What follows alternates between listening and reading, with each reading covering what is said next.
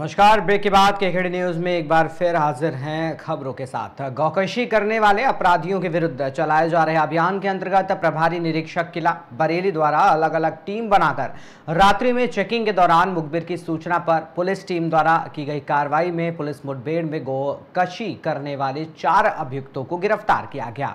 उनके कब्जे से गौकशी की घटना में प्रयुक्त उपकरण, अवैध असलाहा में कार भी बरामद की गई है। वहीं बुलंदशहर में हाई टेंशन लाइन के तार की चपेट में आने से 2 भैंसों की मौत हो गई। हादसे में बाल बाल बचा परिवार। आबादी क्षेत्र में अचानक एचटी लाइन का तार टूट गया। ग्रामीणों ने सूचना देकर विद्युत आपूर्ति बंद कराई। पुलिस भी मौके पर पहुंची। ग्रामीणों ने विद्युत विभाग के अधिकारियों पर लापरवाही का आरोप लगाया। अपील के बाद भी आबादी क्षेत्र से हाई टेंशन लाइन शिफ्ट न करने का आरोप है। घटना बुलंदशहर के गुलावटी कोतवाली क्षेत्र के गाँव मोहम्मदाबाद की बताई जा रही है। क्या नाम है? मेरा नाम परवेज है। क्या घटना हुआ आपके यहाँ? घटना ये हुई कि 11,000 का तार ऊपर से गिरा नीचे पे, और उसमें अचानक ही गेट पर गिरा और भैंस 2 मर गई। आपने पुलिस को या विभाग को सूचना दी है? पुलिस को सूचना दी है। पुलिस मौके पर आई है और कार्रवाई करके चली गई है। ठीक है। बिजली विभाग को सूचना दी है? कोई लोग मौके पहुँचे? दी है पुलिस मौके पर।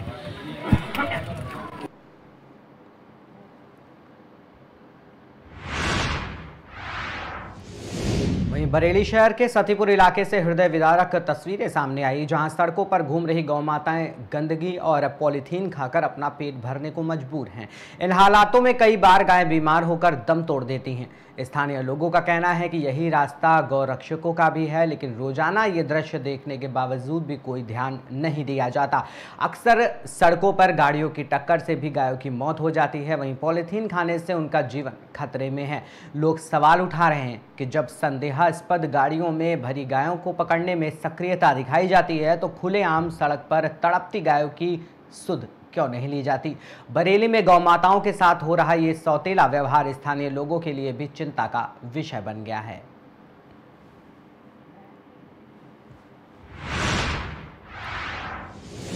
वहीं बरेली के थाना इज्जतनगर पुलिस ने हनी ट्रैप के जरिए रंगदारी मांगने वाले गिरोह का भंडाफोड़ किया है। पुलिस ने मुख्य आरोपी महिला हनी उर्फ नेहा खान सहित 5 अभियुक्तों को गिरफ्तार किया। गिरफ्तार आरोपियों के पास से 6 मोबाइल फोन और एक स्कॉर्पियो कार बरामद की गई है।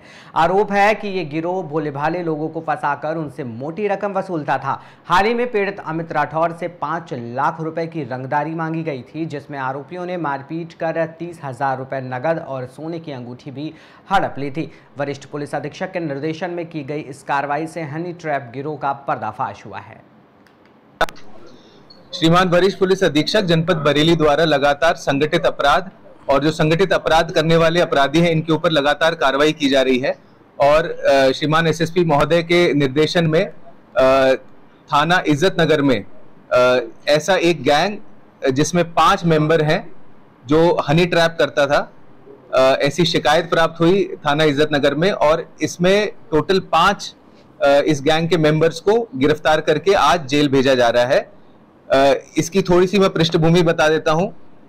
एक जो पीड़ित इसमें है, पीड़ित 24 तारीख को यानी कि कल थाने पर आए अपनी कंप्लेन लेकर, और उसने बताया कि किस प्रकार एक महिला ने उसके साथ में पहले बातचीत आरंभ करी और लगभग 2 महीने तक वे दोनों बातचीत करते रहे और अलग अलग जगह वो घूमने भी गए। इसके उपरांत प्लान के मुताबिक उस महिला ने अपने अन्य साथियों को बुलाया और एक होटल में जब ये दोनों गए हुए थे तो उस समय इसको फिर बंधक बना के इसको जो पीड़ित है इसको स्कॉर्पियो गाड़ी में इसको लेकर गए और इससे जबरदस्ती टोटल 25,000 रुपए इससे ले लिए गए। इसके उपरांत 5 लाख रुपए की इससे रकम वसूलना इन्होंने चाहा, रंगदारी मांगी गई। इस पूरे प्रकरण की शिकायत पीड़ित व्यक्ति ने थाने पर करी और थाने में त्वरित कार्रवाई करते हुए थानाध्यक्ष की टीम द्वारा टोटल 5 लोगों को गिरफ्तार करके आज न्यायिक हिरासत में भेजा जा रहा है। इनके नाम मैं पढ़ देता हूं। महिला का नाम है हनी उर्फ नेहा खान, गुड्डू बंजारा, अवधेश, आकाश और मिथिलेश गंगवार। ये 5 लोग हैं जिन्हें इस प्रकरण में गिरफ्तार करके आज जेल भेजा गया है। इस प्रकार के जो भी अन्य मामले आते हैं उनमें भी इसी प्रकार से कड़ी विधिक कार्रवाई सुनिश्चित की जाएगी। सर पहले भी क्या किसी प्रकार का और क्राइम इस तरीके का कर चुके थे या पहली बार? ये इस गैंग का पहला प्रकरण सामने आया। क्या पहले कैटरिंग करते थे, पूरा एक गिरोह है साथ में काम करने वाले, इन्होंने तो फोटो भी खींच लिए थे उसके असली जो पीड़ित है होटल में, क्या बताया उसने? पीड़ित ने यही बताया कि महिला ने इसके फोटोज भी खींचे और अपना जो गिरोह के जो सदस्य हैं उनको अपने रिश्तेदार बताकर उनसे फोन पर बातचीत करी गई और ये एक नाटक रचा कि उसके घर वालों को पता लग गया है और घर वाले काफी आपत्ति कर रहे हैं और वो किसी भी समय आ सकते हैं। इस तरीके से उस महिला ने काफी उसको डराने धमकाने का प्रयास किया उस महिला के द्वारा और उसके उपरांत ये जो उसके गिरोह के सदस्य थे वे स्वयं भी वहां पर आ गए थे।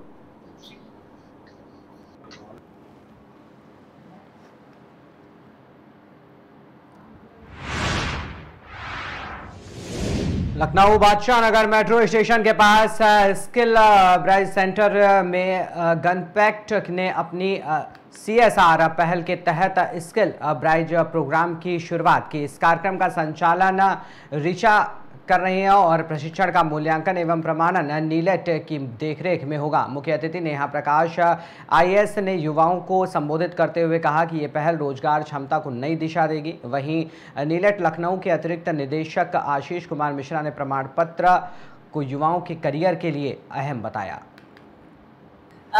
जनपैक्ट बहुत आभारी है लखनऊ में आके ये प्रोग्राम लॉन्च करने के लिए। स्किल ब्रिज जो हमारे वोकेशनल स्टूडेंट्स जो स्टूडेंट्स 12th के बाद सोच रहे होते हैं कि अपना करियर कैसे बनाएं, हम इनकी ट्रेनिंग प्रोवाइड करके एंड ये 3 की यूनिट्स का इकट्ठे आना बहुत जरूरी था इस प्रोग्राम को पॉसिबल करने के लिए। रीचा फाउंडेशन निखिल पंत जी जो चला रहे हैं, जनपैक्ट, मैं जनपैक्ट को रिप्रेजेंट करती हूँ एंड हमारा पूरा डायरेक्टरेट ऑफ एजुकेशन जो हमें पूरा रोजगार का जो एजेंडा है लखनऊ के लिए, जो यूपी के लिए रादर, हम उसमें भाग ले सकते हैं। तो स्किल ब्रिज एक ऐसा प्रोग्राम है जो हम कोशिश कर रहे हैं कि बच्चों को जल्दी नौकरी मिले, जो बच्चों की नौकरी को स्पीड अप कर सके। पर नौकरी से पहले उनका एम्प्लॉयबल होना बहुत जरूरी है, माने कि उनका सही स्किल होना बहुत जरूरी है। सिर्फ स्कूल की पढ़ाई या सिर्फ कॉलेज की पढ़ाई आजकल नौकरी नहीं देती, तरक्की बहुत तेज स्पीड पे हो रही है। सो वो स्किल जनपैक्ट इस प्रोग्राम के थ्रू इन बच्चों को पहुंचाना चाहता है। मैं जनपैक्ट से रचना चुप, ग्लोबल CSR लीडर। आज का ये जो कार्यक्रम है ये जनपैक्ट के CSR और रीचा फाउंडेशन के सहयोग से स्किल ब्रिज के नाम से स्टार्ट किया गया है। इसमें जो बच्चे हैं हमारे यहाँ पर 12th पास बच्चे हैं, इनको ट्रेनिंग कराई जाएगी और इस ट्रेनिंग का फोकस होगा कि इनकी एम्प्लॉयबिलिटी और इनके स्किल्स को इम्प्रूव किया जाए, जिससे इनको अच्छे रोजगार के अवसर प्राप्त हो सके। और इसी तरीके के स्किल का जो गैप है उसको फुलफिल करने के लिए बहुत सारे इस तरह के प्रोग्राम्स चलते हैं, कुछ CSR द्वारा फंडेड होते हैं। ये उसी तरीके का एक प्रोग्राम है, क्योंकि आजकल जो हम एम्प्लॉयमेंट मार्केट में देख रहे हैं, जो पूरा एम्प्लॉयमेंट का लैंडस्केप है, उसमें ये देखते हैं कि कहीं ना कहीं बच्चों में एक गैप आ जाता है इवन आफ्टर उनका एजुकेशन। उनके पास डिग्रीज होती हैं, बहुत सारे सर्टिफिकेट्स होते हैं, बट फिर भी एक जो स्किल का गैप है उसको ब्रिज करने की आज के ज़माने में बहुत बड़ी आवश्यकता है। और इसके लिए पार्टनरशिप भी बहुत ज़रूरी है कि कॉर्पोरेट्स और इंडस्ट्री सामने आए और इस स्किल गैप को ब्रिज करें, जिससे बच्चों को एम्प्लॉयमेंट के अच्छे अपॉर्चुनिटीज़ प्राप्त हो सकें।